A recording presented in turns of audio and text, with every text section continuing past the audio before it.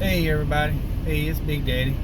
Hey, it's been a while since I made a video, but we're gonna get back into this and start back making videos. Um, Reason for not putting out videos, basically the way the world situation was, and I tried to make some videos and they always kind of went south with some of the stuff that's going on. So I just didn't feel the need to put them out. Plus, we've had a lot of stuff going on, some changes in my life, and my wife's life, and everything. So, but we're back at it. I had a really good friend call me, and I've actually had a couple people, reach out and say stuff about videos. But Mike's call last time when I talked with him made me really realize that it's not about me. It's not about how I feel or anything. It's about trying to reach people and make a difference in their life. And if there's somebody out there that doesn't know Jesus as their Savior and doesn't know God, and have a relationship, that maybe one of these videos will make a difference in in their life and bring them to Christ. So we're going to get back to our walk with God and making these videos and everything. And but just a little recap. Some of the changes is my wife finally left her work and has joined me on the truck. Say hey. So Dana is on the truck with me now, and we're just traveling, trying to make a little dollar and everything, and all, and just do the American thing. But let's have a little quick prayer and then just kind of go over a few things. But here we go. Dear Heavenly Father, I come to you to thank you for this day. It's been a glorious day and it's been a safe day. I always thank you for safe travels and just keeping everybody safe. We see a lot of wrecks and accidents along these roadways, and we just ask that you keep us safe each and every day and get us from point A to point B.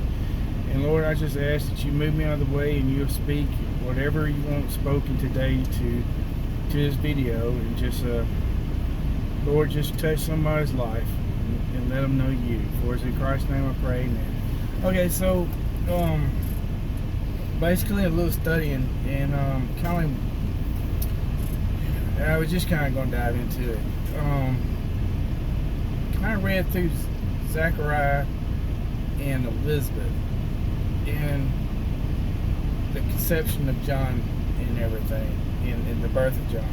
So basically, you know the story.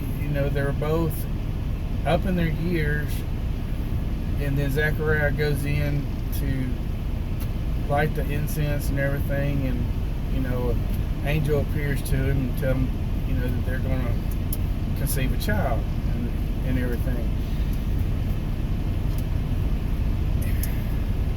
And the take that I get out of this, and what the direction that I look at when I look at this, is that we all go through different seasons in our life and in our worship with God. I've made reference before. I've had a relationship. I've turned my back on God, and I've had a relationship. I've turned my back. I've had a love-hate relationship with God. This last time, he spoke with me, and I committed myself to him and everything. I made the statement to him while I was talking with him that for me to do this, I was going to need help. I was going to need people in my life. I needed him to put Christian people in my life that would hold me accountable and keep me on track. And he's done that. And so, Zachariah and Elizabeth both kept their faith. They were older, they had no kids or anything, but they stayed in faith with God, and they continued to worship and everything, and go through with their lives with God at the forefront.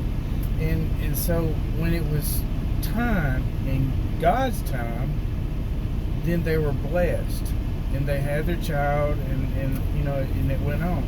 So that's basically what I'm trying to get at, is we don't know when our great season is going to be there. When is it going to come in? When am I going to hit that lottery? Or when is everything going to be perfect for me?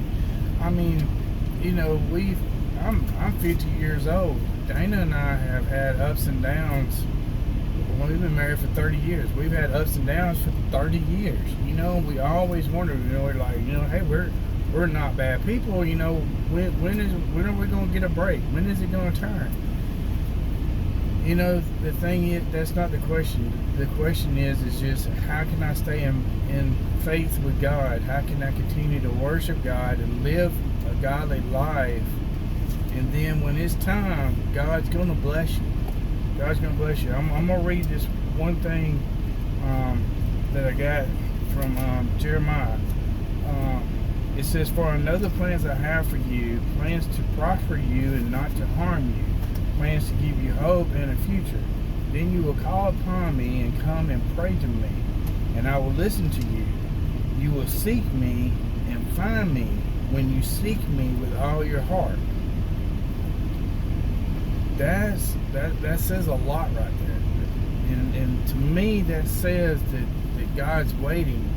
And you go back to that old adage of seek Him first, put Him first, and truly seek Him with all your heart, and give everything to Him.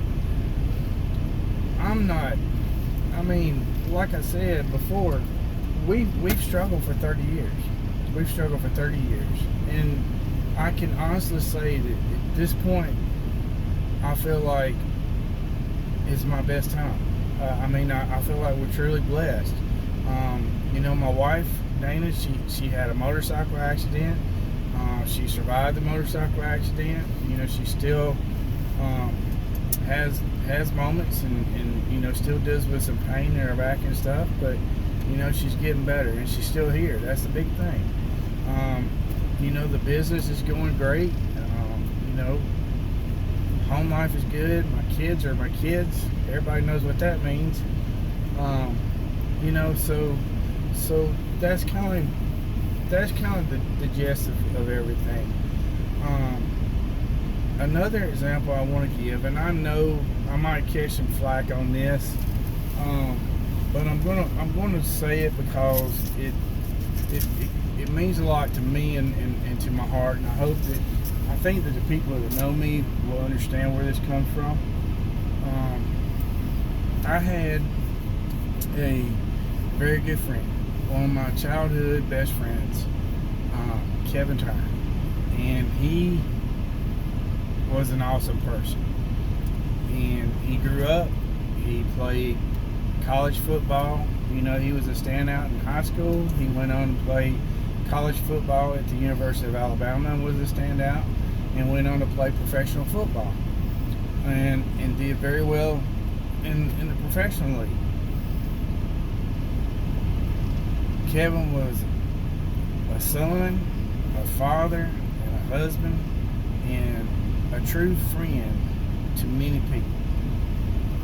But Kevin got diagnosed with ALS and eventually lost his life. But as great of a person as he was, and as much as he did through football, I feel like that he truly touched more people after his diagnosis and had a greater impact on this world after his diagnosis. Was it fair? No, it wasn't. But I feel like God chose Kevin for that, to make a stand and to bring realization to a cruel sport and to things that were going on. And he picked an ambassador with Kevin that was somebody that would stand up and have faith in battle and not give up. And I still see on TV,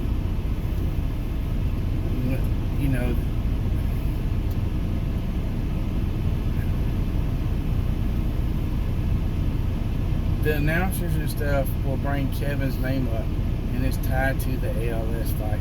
It's tied to the movement of the youth football, of all stages of football. You know, his name is tied to all of it, and increasing the knowledge that it takes to protect the individuals. And so, you know, he had a great legacy, but through this, he has a greater legacy, I believe. And he has impacted more people through this than the other way. And I don't think, you know, I miss him. I think about him all the time. I know several people do. You know, but I don't think that God could have chose a better ambassador for the fight than he did with Kevin. And sometimes God's plan isn't our plan, and sometimes it's hard to understand why he does what he does. But he has a reason, and I think we all have to understand that. There's going to be good times, there's going to be bad times, there's going to be hard times, there's going to be, you know, there's times it's just you're going to ache because you hurt so bad. But then there's going to be times it's just filled with joy and everything is wonderful in life. And we have to recognize those seasons, and we have to listen to what God has for us. You know, some of our walk will be hard, but some of it might be a lesson to be learned for down the road. And that's what we have to understand. So I hope this means something. I hope this has helped somebody. I love you, and God bless you.